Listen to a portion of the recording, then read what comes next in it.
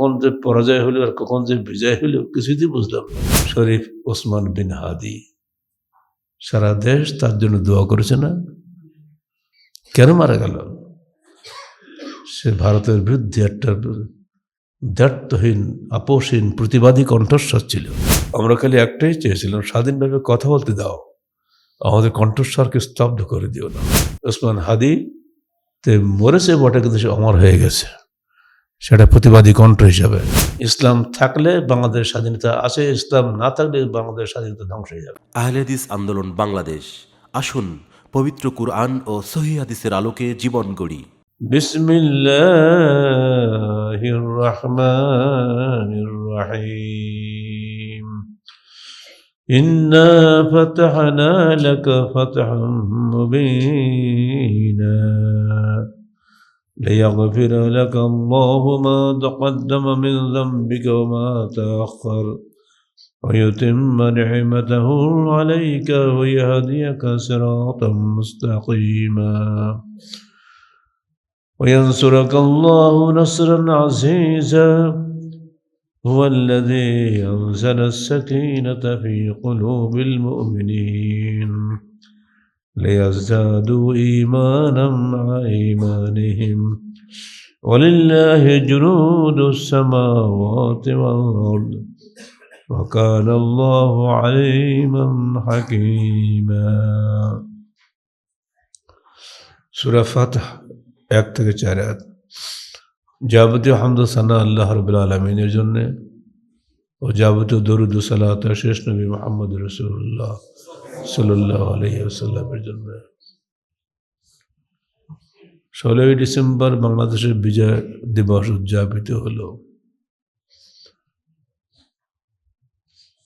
বিভাগীয় শহরে বসবাস করি, রাস্তার ধারে ওঠা বসা করি, কোনো সাড়া শব্দ পেলাম না।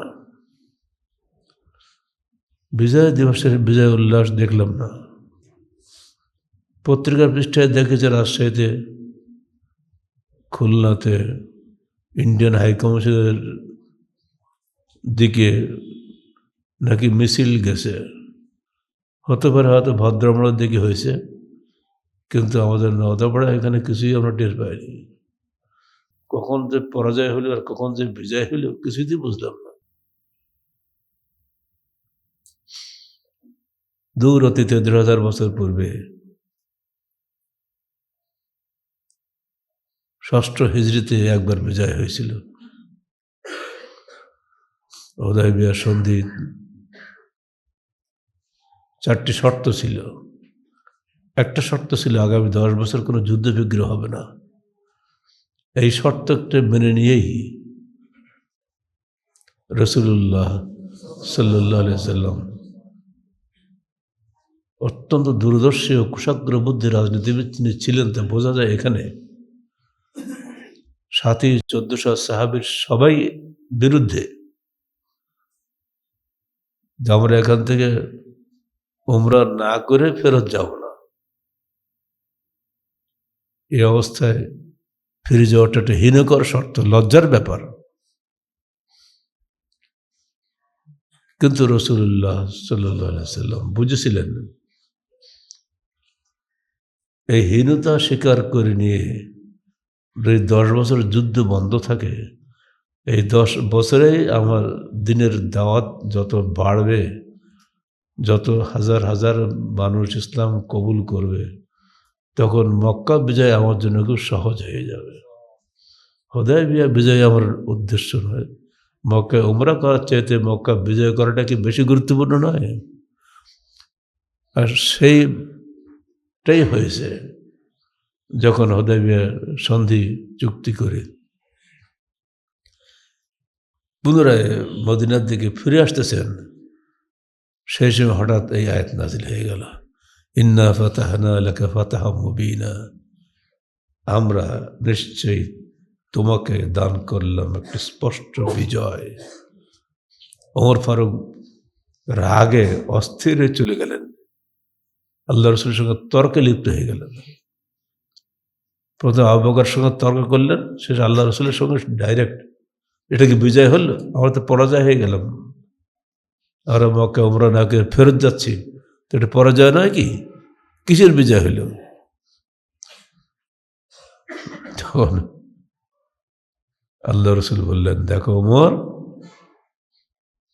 কোরআনের আয়াত কখনোই মিথ্যা নয়। ভবিষ্যৎ আমরা জানি না, নিঃসন্দেহে এটি স্পষ্ট বিজয়।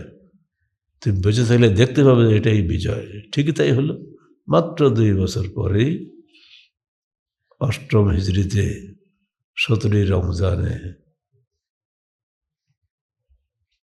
10,000 মুসলমান সাথে নিয়ে তিনি মক্কা বিজেতা সেনাপতি হিসাবে হারামে প্রবেশ করলেন। আলহামদুলিল্লাহ। বাংলাদেশের স্বাধীনতার বিজয় দিবস তখন আমরা দেখেছি। ছোটবেলায় আমরা 48 স্বাধীনতা দেখার বয়স হয়নি, কারণ 48 আমাদের জন্ম। কিন্তু শুনেছি, কারণ রাজনৈতিক পরিবারই আমাদের জন্ম। তখন থেকে আমরা জানি প্রতিবেশী ভারত কখনোই বাংলাদেশের বন্ধু নয়। সে সুযোগের সন্ধানে ছিল এবং সুযোগটা সদ্ব্যবহার করেছে। নিরীহ মুক্তিযোদ্ধাদের ঘাড়ে একটা করে রাইফেল দিয়ে 16ই ডিসেম্বর যেদিন স্বাধীন বিজয় দিবস বলছি আমরা, বাংলাদেশের আজকের যারা কলেজ ইউনিভার্সিটি ছাত্ররা জানেই না যে সেদিন পাকিস্তান বাহিনী কার কাছে আত্মসমর্পণ করেছিল। মুক্তিযুদ্ধের সর্বাধিনায়ক এম.এ.জি. ওসমানী কি সেখানে উপস্থিত ছিলেন? তিনি উপস্থিত ছিলেন না। কেন ছিলেন না? কেন কোনো উত্তর আজও কেউ দিতে পারব না। এই কথার উত্তর আমরা পেয়ে গেছে পত্রিকায়। সেখানে ছিল ভারতের পক্ষে জগজিৎ সিং আরোরা, আর পাকিস্তান সেনাবাহিনীর পক্ষে A.A.K. নিয়াজি। এই 16ই ডিসেম্বরেও ভারতের মোদি প্রধানমন্ত্রী তিনিও বলেছেন এটা আমাদের বিজয় দিবস। পাকিস্তান বাহিনী আমাদের কাছে আত্মসমর্পণ করেছে। ঠিক বিরোধী দলের নেতা ইন্দিরা গান্ধীর ছেলেটার নাম কি রাহুল গান্ধী, সেও ঠিক একই কথাই বলেছে। একবারও বাংলাদেশের মুক্তিযোদ্ধাদের নাম নেয়নি। মুক্তিযুদ্ধের ইতিহাসে যে এটা বিজয় দিবস, মুক্তিযোদ্ধাদের বিজয় দিবস, এটা ভারতের সরকারি দল বিরোধী দল কেউ স্বীকার করেনি। অথচ যখন আমরা একেবারে ছোট, ভারতীয় প্লেন যখন আমরা আমাদের গ্রামের বাড়ি সাতক্ষীরায়, বলা যায় রাতের বেলা কলকাতা শহরের লাইট আমরা আলো বুঝতে পারতাম। ওই এয়ারপোর্ট থেকে যখন ঢাকামুখো আসতো প্লেনগুলো, আমরা তীরগুলো দিয়ে গুলি করতাম ভারতীয় প্লেন। ওই ভারতীয় প্লেন যাচ্ছে মারো। ভারতীয় প্লেন যে আমাদের শত্রু, এটা তখন থেকেই আমরা বুঝতাম। এর জন্য মেলে পলিটিক্যাল বইটি পড়া লাগে নাই। এরপরে আজকে মারা গেল শরীফ ওসমান বিন হাদি। সারা দেশ তার জন্য দোয়া করেছে না? কেন মারা গেল? সে ভারতের বিরুদ্ধে একটা দ্ব্যর্থহীন, আপোষহীন প্রতিবাদী কণ্ঠস্বর ছিল। তারা কখনোই এদেশের কোনো ভারত বিরোধী প্রতিবাদী কণ্ঠস্বরকে বাঁচিয়ে রাখবে না। এখন যারা বলছে আমরা ভারত বিরোধী, এরা আসলে কি আজও কালক টের পাবেন।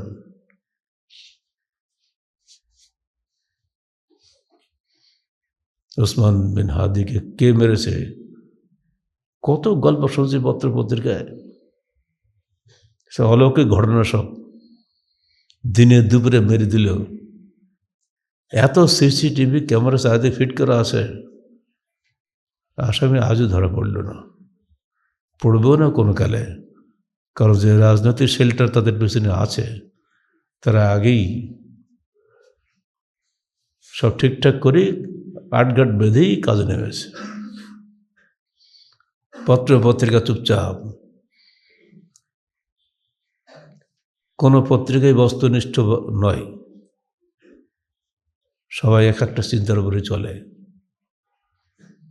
আমরা তাদের নিরপেক্ষ স্বাধীন চিন্তার অধিকারী। আমরা খালি একটাই চেয়েছিলাম, স্বাধীনভাবে কথা বলতে দাও, আমাদের কণ্ঠস্বরকে স্তব্ধ করে দিও না। এটুকুও কেউ বরদাস্ত করেনি।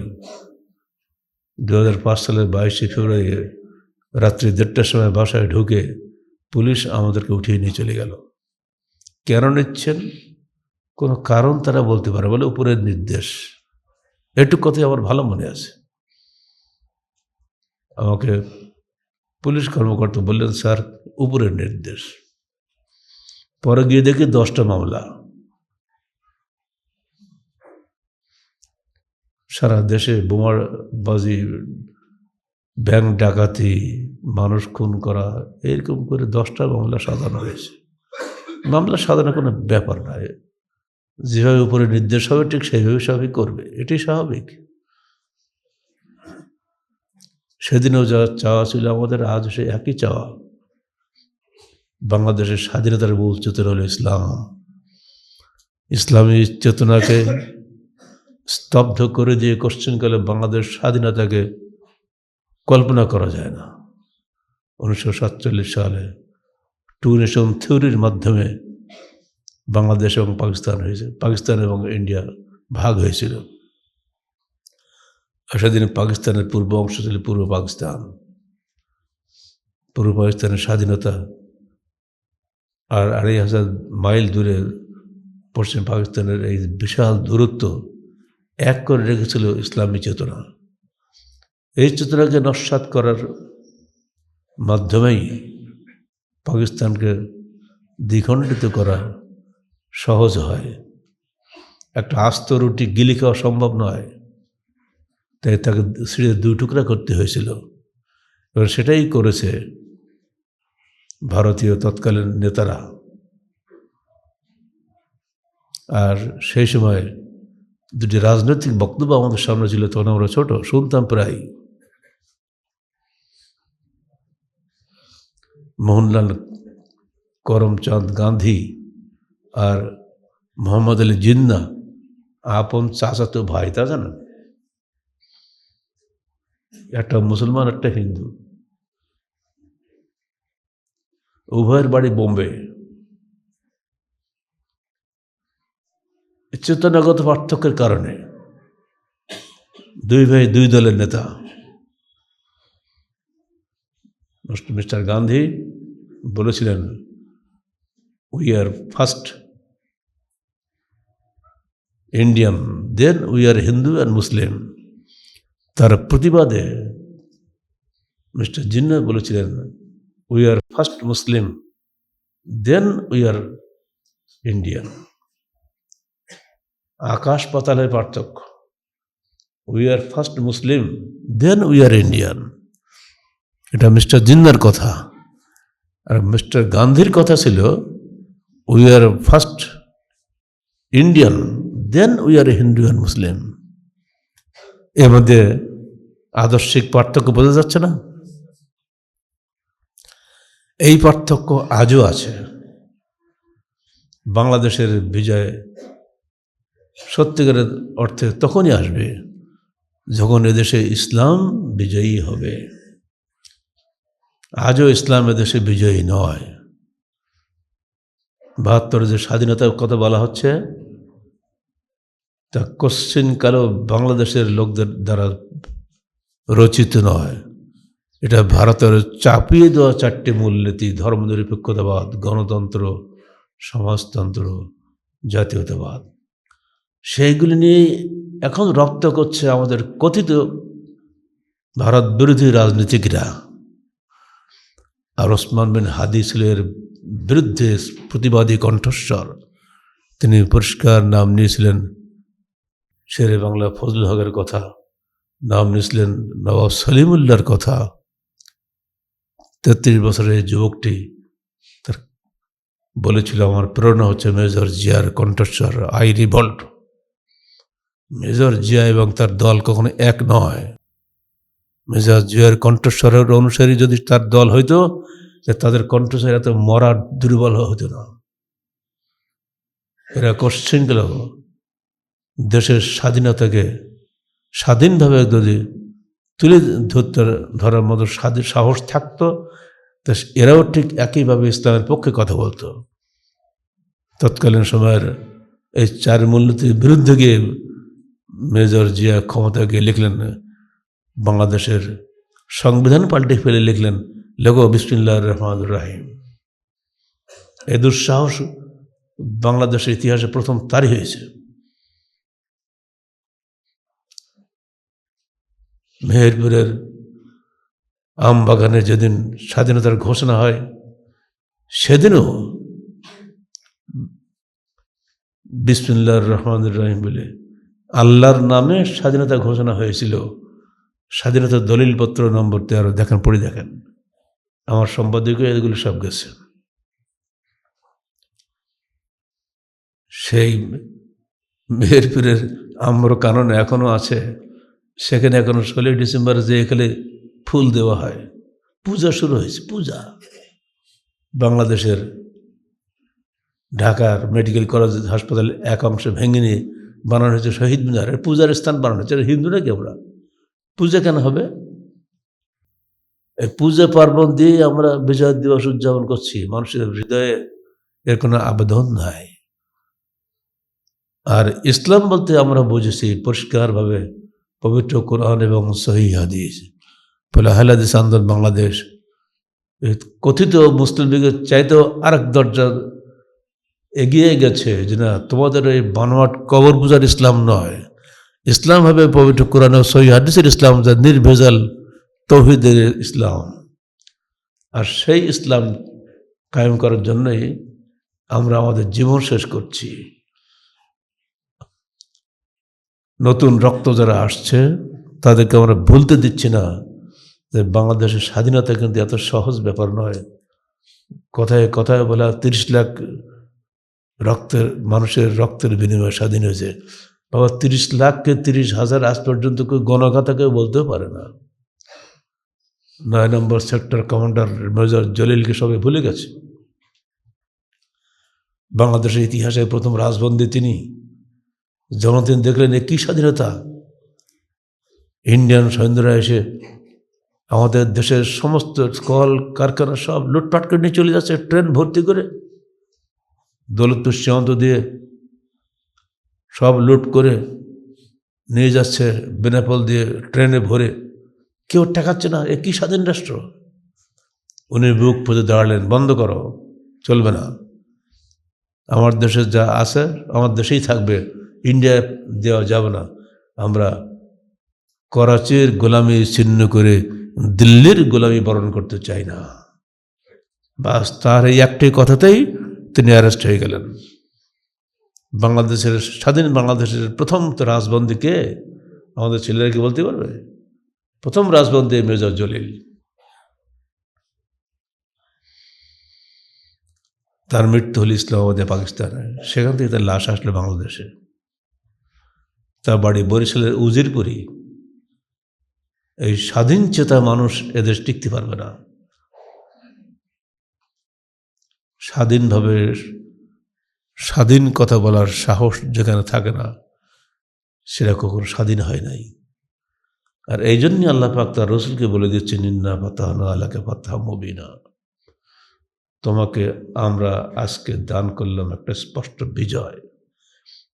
স্বাধীন হলো ঠিক তখনই যখনই 2 বছর পরে মক্কা বিজয় হলো, এবং সেখানে আল্লাহ রসুল প্রথমে কাবাগরে ঢুকে সমস্ত মূর্তিগুলো ভেঙে সাফ করে ফেললেন, গুড়িয়ে দিলেন, একদম ফ্রেশ। তারপরে সেখানে তিনি 2 রাকাত সালাত আদায় করলেন। আর আমরা মূর্তি আর বানাচ্ছি আর পূজা করছি, উল্টা হচ্ছে না? আমরা কোন মুসলমান? উনি কোন মুসলমান ছিলেন? সেদিনের আরব বিশ্ব ছিল ইসলামের বিরুদ্ধে, কিন্তু বিজয় হয়েছিল ইসলামের। আজকেও বাংলাদেশ ইসলামের পক্ষে অধিকাংশ মানুষ, কিন্তু বিজয় হচ্ছে কুফরির, বিজয় হচ্ছে সেকুলারিজমের, বিজয় হচ্ছে কথিত গণতন্ত্রের। কিসের তন্ত্রমন্ত্র? কোনো তন্ত্রমন্ত্র নেই, একমাত্র ইসলাম। এদেশের মানুষের রক্তে রয়েছে ইসলাম, এদেশের মানুষের আকীদায় রয়েছে ইসলাম, এদেশের মানুষের চেতনায় রয়েছে ইসলাম। এই চেতনাকে ধ্বংস করা কোশ্চেন করা সম্ভব নয়।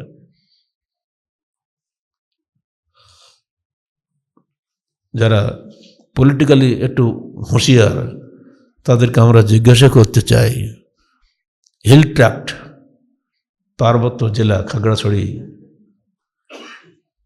বা যা 2-3টা জেলা আছে না ওখানে, এই জেলায় কি মুসলমান আছে?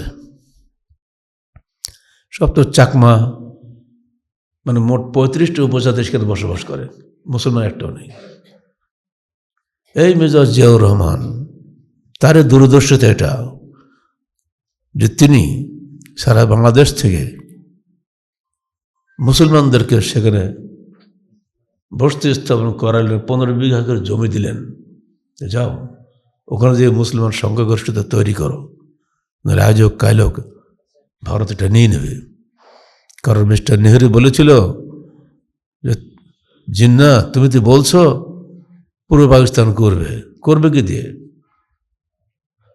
তোমার হিল ট্র্যাক্টর তো মুসলমানের নাই, ওটা আমাদেরকে দিয়ে দিতে হবে। চিটাগাংটা আমাদের দিয়ে দিতে হবে। চিটাগাং তো বিচ্ছিন্ন, চিটাগাংয়ে কজন লোক মুসলমান বাস করে? সবই তো অমুসলিমের সংখ্যা বেশি। তাছাড়া ওটা একবারে কক্সবাজার পর্যন্ত একটা বিচ্ছিন্ন এলাকা।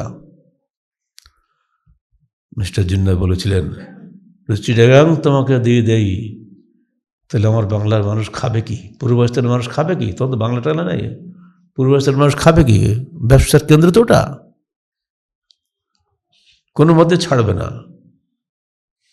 শেষে বললো, তুমি তাহলে খাগড়াছড়ি দাও, হিল ট্র্যাক্টটা আমাকে দিয়ে দাও। জিন্না বললেন, না, ওই যে পাহাড় তুমি দেখছো, ওই পাহাড়ের তলে আছে অসংখ্য খনিজ দ্রব্য তলায় লুকিয়ে আছে। আজও কালও আমার দেশের অধিবাসীরা, বিজ্ঞানী বান্দারা ওগুলো সব বের করবে, সেটা দিয়ে তারা তাদের জীবন নির্বাহ করবে, দিন দিন জীবনমান উন্নত করবে। আজকে নয়, সামনে খনি দেখতে পাচ্ছ না, 2 দিন পরে সব বেরিয়ে আসবে। অথবা এই মাটি তোমাকে আমরা দিব না। তখন নেহরু বলল, ঠিক আছে। নেহরু, প্যাটেল যারা তখন ছিল, র্যাডক্লিফ তো বলেই পড়লেন, আমাকে আর সময় দেবো না তোমাদের, আমি তুই তাড়াতাড়ি শেষ করো, তাড়াতাড়ি ম্যাপ আমি আঁকেই ফেললাম, তাড়াতাড়ি শেষ করো, তোমরা আলোচনা তাড়াতাড়ি শেষ করো। মিছিল মিটিং করে কিন্তু এটা হয়নি, সব আলোচনার টেবিলেই হয়েছে। তখন মিস্টার জিন্না বললেন, ঠিক আছে, আমি আমার পাঞ্জাবের অর্ধেক তোমাকে দিয়ে দিচ্ছি, তুমি আমার পূর্ব পাকিস্তানের ওই খাগড়াছড়ি হিল ট্র্যাক্ট সম্পূর্ণ আমাকে দিয়ে দাও। তখন নেহরু রাজি হলেন। আর এর জন্য আজকে যে পাঞ্জাব, পূর্ব পাঞ্জাবটা কিন্তু ইন্ডিয়ার মধ্যে, আর পশ্চিম পাঞ্জাবটা পাকিস্তানের মধ্যে। খেয়াল করে দেখছেন কখনো? অথচ পুরো পাঞ্জাব বিভক্ত হয়ে মূলে ছিল কিন্তু এই চট্টগ্রামের খাগড়াছড়ি এই পার্বত্য জেলাগুলোকে কারণেই। অথচ আমরা এখন বারবার বলি মিস্টার জিন্না বাংলাদেশের স্বাধীনতা বিরোধী ছিল, কত ফালতু কথা বলি। তিনি একটা কথা বলেছেন যে উর্দু রাষ্ট্রভাষা হবে, সেটা ছিল তার একটা সমান্তরাল কথা। কি? 5টা প্রদেশ, উত্তরপশ্চিম সীমান্ত প্রদেশ, পশ্চিম পাঞ্জাব প্রদেশ, পেশোয়ার প্রদেশ, মোট আর বাংলা পূর্ব পাকিস্তান, মোট 5টা প্রদেশের মধ্যে কোন প্রদেশে উর্দু কোনো রাষ্ট্রভাষা নেই। বেলুচিস্তানের বেলুচ, পূর্ব উত্তর সীমান্ত প্রদেশের পশতু, সবার আলাদা আলাদা।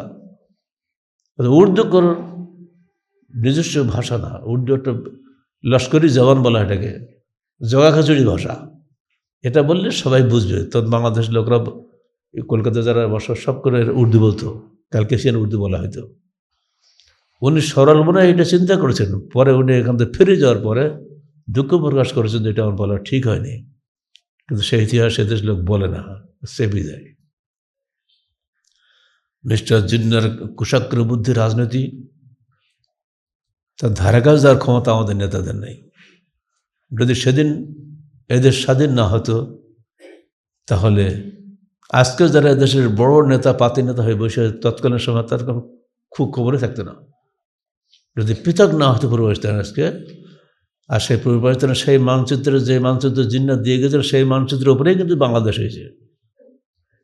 যদি এটা অল ইন্ডিয়ার সঙ্গে মিলে যেত, পশ্চিমবঙ্গ এবং পূর্ববঙ্গে এক হয়ে থাকতো, তাহলে এখন যারা মেজর জেনারেল হয়েছেন বা ব্রিগেডিয়ার জেনারেল হয়েছেন, এরা তখন হয়তো সাধারণ সৈনিক হতে পারত কিনা সন্দেহ।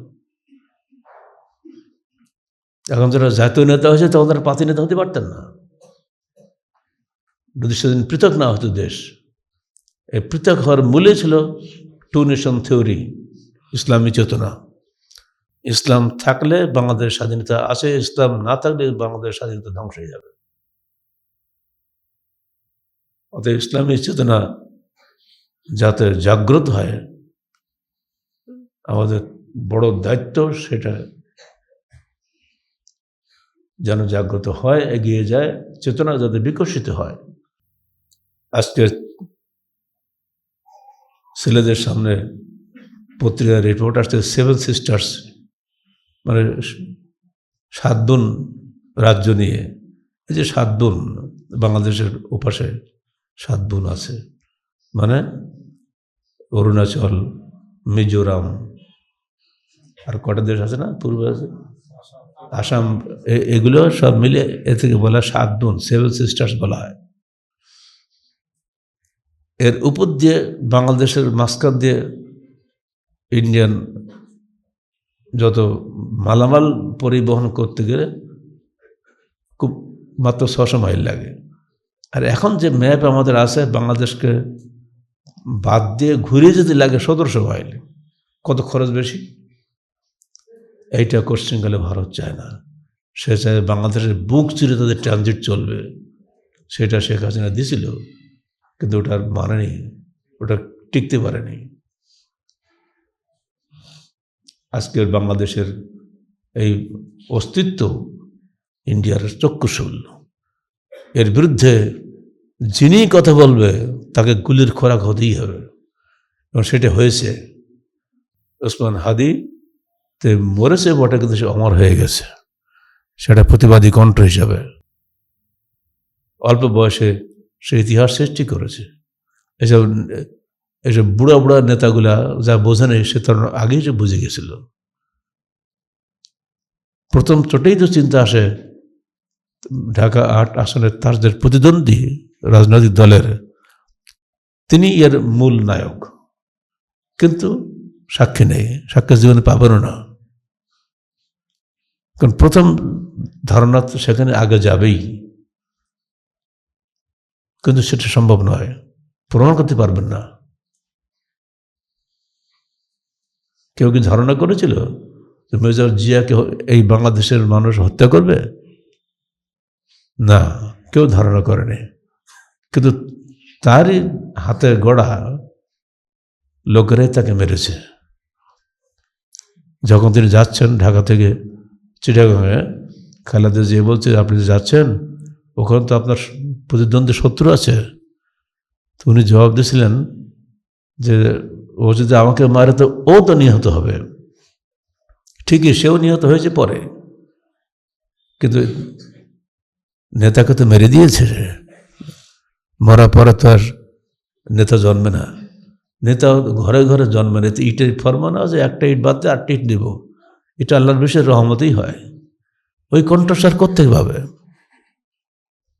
আজকেও বাংলাদেশের স্বাধীনতার চেতনাকে লালন করবেন যারা, তারা সবসময় মনে রাখবেন, ভারতীয় চেতনা বনাম ইসলামী চেতনা কখনোই এক হয় না। ভারতীয় চেতনা ছিল চিরকাল বাংলাদেশ তাদের করদ রাজ্যই থাক, তাদের অধীনস্থ হয়ে থাক। আর বাংলাদেশের মুসলমানরা কোশ্চেনকালেও কোনো হিন্দুত্ববাদকে বরদাস্ত করেনি। আজও যেমন হিন্দুস্তানে যেসব মুসলমানরা বসবাস করছে, যুদ্ধ করে বাস করে, তাদের চেতনার বিরুদ্ধে সবসময় লড়াই চলছে। নইলে সেদিন যদি র্যাডক্লিফ রোহিদাদের এই টু নেশন থিওরির ভিত্তিতে পাকিস্তান এবং ভারত বিভক্ত হইতো, তাহলে আজকে মালদহ, মুর্শিদাবাদ পূর্বাঞ্চলের অর্থাৎ বাংলাদেশের সঙ্গেই থাকতো, কারণ সেখানে মুসলিম সংখ্যাগরিষ্ঠ। আগে সিলেটের করিমগঞ্জ জেলার মুসলমানদের সঙ্গে অর্থাৎ পূর্বাঞ্চলের সঙ্গেই থাকতে হতো, অর্থাৎ বাংলাদেশের অংশ থাকতো। কিন্তু সেদিন এই চক্র, নেহরু, প্যাটেল, এই মানে যাকে আপনার মহাত্মা গান্ধী বলছেন, এই চক্রের কারণেই কিন্তু সেদিন এগুলো আমাদের সাথে আসতে পারেনি। কখনোই মানুষ ইতিহাস ভুলে যায় না, ইতিহাস একদিন না একদিন ঘুরে ফিরে চলে আসে।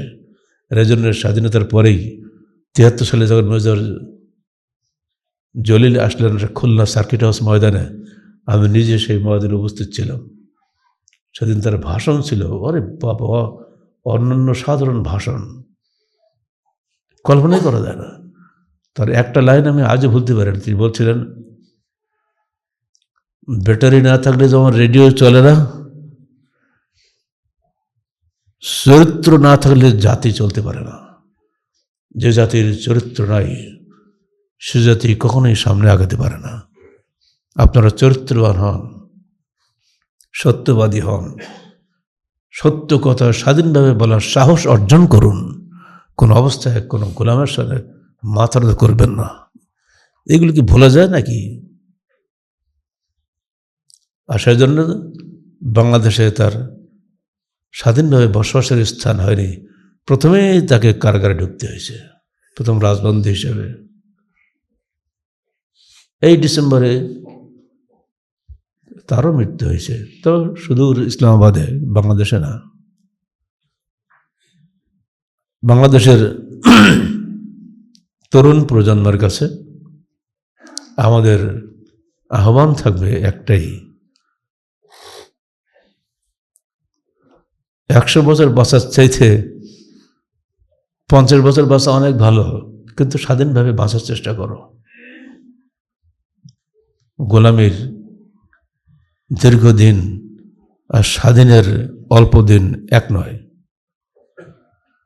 স্বাধীনভাবে কথা বলো। আল্লাহ পাক সেদিন তার রসুলকে দিয়ে মক্কা বিজয়ের মাধ্যমে যে দ্ব্যর্থহীন স্বাধীনতা ঘোষণা করেছিলেন, সেদিন তার ভাষণ ছিল একটাই, দেখো, ইয়া আইয়ুহান নাস, হে জনগণ, ইন্না রাব্বাকুম ওয়াহিদ, ইন্না আবাকুম ওয়াহিদ, লা ফাদলা লিআরাবিয়্যিন আলা আজামিয়্যিন ওয়ালা লিআজামিয়্যিন আলা আরাবিয়্যিন ওয়ালা লিআহমারা আলা আসওয়াদা ওয়ালা লিআসওয়াদা আলা আহমারা, কুল্লুকুম মিন তুরাব, কুল্লুকুম মিন আদম ওয়া আদম মিন তুরাব ইল্লা বিত্তাকওয়া। মনে রেখো, হে জনগণ, তোমাদের প্রতিপালক মাত্র একজন, তিনি আল্লাহ। তোমাদের পিতা মাত্র একজন, তিনি আদম। অতএব সাদা কালো কোনো প্রভেদ নাই, শ্রেণী বিদ্বেষ নাই, লালে এবং কালোয় কোনো প্রভেদ নাই। মনে রেখে দিও, আরবের উপরে অনারবের কোনো প্রাধান্য নাই, অনারবের উপরে আরবের কোনো প্রাধান্য নাই, ইল্লা বিত্তাকওয়া, তাকওয়া ব্যতীত। অর্থাৎ চোর আর পুলিশ কখনো এক হয় না। চোর তো তার শাস্তি পেতেই হবে, সে হিন্দু হোক আর মুসলমান হোক, চোর চোরই। এই যে ঐতিহাসিক ঘোষণা তিনি সেদিন দিয়েছিলেন, সেদিনের বিজয় দিবসে, আজকেও যদি বাংলাদেশের বিজয় দিবসে যখন রাত্রে তোপধ্বনি করছে, আমার নাতি বলে হচ্ছে, না না, এই কিসের শব্দ হচ্ছে? বাবা বুঝবো না, এই ৩১ বার তোপধ্বনি করে ওরা বিজয় দিবস উদযাপন করে। তখন ওরা বুঝলো যে ইয়ে কেন। অথচ সেদিন আল্লাহ রসুলের এই ভাষণ ওই তোপধ্বনির চাইতে আরো বেশি জোরালো ছিল নাকি? তার তো কামান ছিল না, কিন্তু যে ভাষণ তিনি দিয়ে গেছেন, সে ভাষণ বিশ্বের দিকে দিকে সমস্ত মুসলিম উম্মার অন্তরে স্বাধীনতার চেতনা জাগিয়ে তুলছে। ওদের মুসলমান কোশ্চিনকালে কোনো